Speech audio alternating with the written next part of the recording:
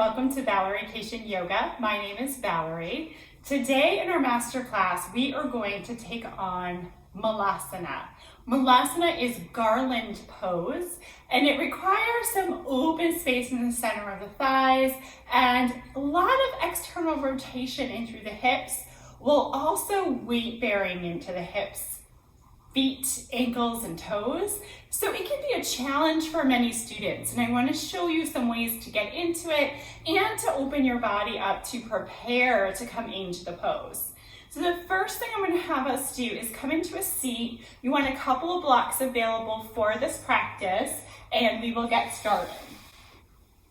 So as you come into your seat, you'll start with Baddha Konasana. Soles of the feet together, knees out wide, and just let the legs relax and get heavy downward. You're gonna place your hands wherever they land naturally, and then gently start to tip from your hip creases, keeping your gaze in line with that tip, and letting the hands rest once again wherever they may land. Just take a few initial breaths, allowing for the legs to get heavier with each breath. And just soften where you can here, the belly, the jaw, maybe at the center of the forehead.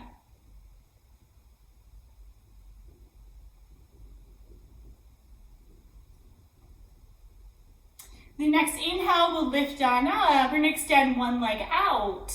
The other foot can stay where it is or draw in a little bit deeper. And we'll take that same forward fold with now that extended leg. So this is a pose called Janu Shirshasana, seated tree. Oftentimes we have one hand on either side of the extended leg, but I want to emphasize the internal rotate or external rotation of the hip and the inseam of the thigh to release that. So we're coming into this with that in mind. And lift on up. Let's try the other side. Be really gentle with yourself, especially if you're coming to this practice cold or without having done other movements. Or the other way, it could be that you've been doing a lot of movement and you're tight in here because of that movement. Come back into center, walk your feet out, knees are bent, feet are wider than your hips, and you're going to start to rock the legs side to side. Without using the hands if you can. Otherwise, bring the hands down. And then the next time the legs are over toward one direction, take a moment to pause, look behind the shoulder, and then other side. Pause and look behind the shoulder.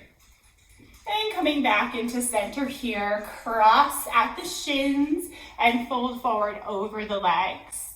So checking into the hip flexors. They're deeply flexed and in internal rotation here. Sorry, I keep saying in external rotation here. Lift on up, opposite shin in front. Folding forward.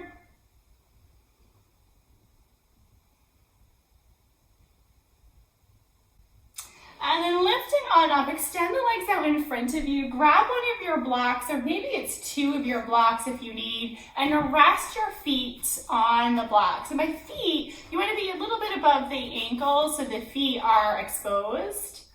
I'm just going to change my position. Try not to rock back into the tailbone as you're here, and just take some circles of the ankles a couple of times. Your hands could rest on either side, the knees could be bent, and circle in the opposite direction. Point and flex. And then flex deeply, reach for the toes. If not the toes, it's the ankles or shins. And if you get the toes, you're gonna press back on the toes. So you're stretching into the soles of your feet. Lift up, release the blocks away, and then come down onto your back. When you land on your back, you want to draw the knees in toward the chest, and then separate the knees and have them go wide. And then from here, press your heels up toward the ceiling. So in essence, we're taking the pose of Malasana, but as a happy baby. You can rock a little side to side, kind of getting to know the legs and how this feels on your hip, inseam of the thighs, and your joints. You want to try to keep your shoulders relaxed and down as much as possible, which is why I'm holding on to my ankles. When I hold on to my feet, I have to put so much pressure into my belly that it lifts my shoulder up off the floor and is extremely uncomfortable. So if that happens to you, just walk your hands down. Hips get to be heavy and shoulders heavy that way. And just keep this in mind when we work to come into Malasana. We're still just warming up. Wonderful. Come back into center. You'll lift your way up. And now let's come into more of the standing variations of Malasana. Wonderful. So come into more of a hands and knees position. If you'd like blocks, the blocks are in front of you and at their highest end. And you're going to step one foot outside the block. And what I'd like you to do is just rock a little into that leg and then release it. Rock and release. As you build in a little bit more flexibility here, you can lift up and bring your hands to heart and start to release. Remember, anytime we're upright, we're putting more load or weight downward into the hips. And this might be where your pose lands today, right? If this is a lot in the external rotation and if it's a lot of downward pressure. Then come back to center, hands come down to the blocks. Step that foot back, other foot forward. Remember, it's outside the block, so the hip is angled outward, and then rock forward and back.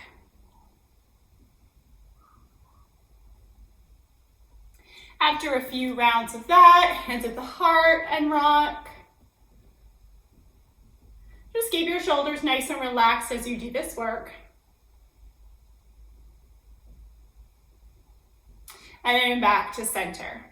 So next, taking on a squat position, putting a little bit more weight, but I want to support it in that squat. So you're going to take your blocks, stack them up, and you'll step in front of your blocks from there.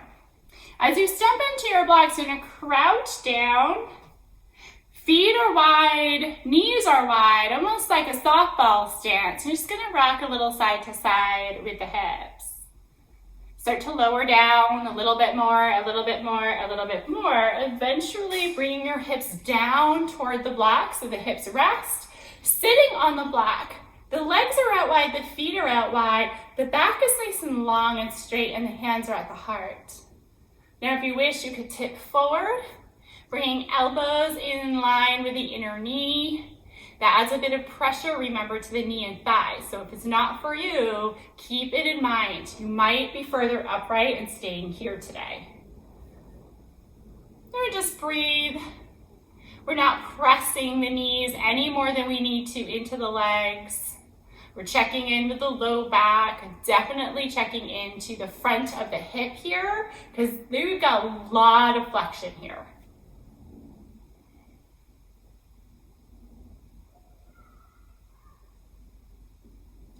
And this could be where you stay in Malasana. Oftentimes I take the pose from here, and you could always take a twist, bringing your left hand to the inseam of the leg, right arm reaching up, keeping the length in the spine, and then coming through to the other side as you like.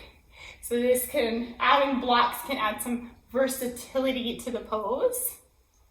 Another way to get into this is without using the blocks. So in that case, you're lifting up, setting blocks over to the side, settling in here, sinking the hips downward, elbows toward the inseam of the thigh as you sink the hips down. And gaze just about 6 feet in front of you at the earth. Few breaths here, and then coming out of it, tipping forward. We'll come to a place where the hips can relax inward. So sitting back into thunderbolt pose, sitting on your heels or on a couple of blocks, rest your hands at your thighs.